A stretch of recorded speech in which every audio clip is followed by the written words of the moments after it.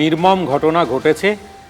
যারা মারা গেছেন তাদের পরিবারের প্রত্যেককে আমার পক্ষ থেকে সমবেদনা জানাই। এবং যে ঘটনা ঘটেছে অত্যন্ত দুর্ভাগ্যজনক এবং নিশ্চিতভাবে প্রশাসনিক ব্যর্থতা, এই বিষয়ে আমার মনে হয় তর্কের কোনো অবকাশ নেই। কিন্তু এই গণ উন্মাদনা সরকারি পক্ষ থেকে তৈরি হলে বা সরকারি পক্ষ থেকে না তৈরি হলেও নির্বাচিত সরকারের কাজ এ ধরনের জিনিসকে কন্ট্রোল করা, প্রশাসনিকভাবে সেইগুলো যাতে সুষ্ঠুভাবে পরিচালনা করা যায়।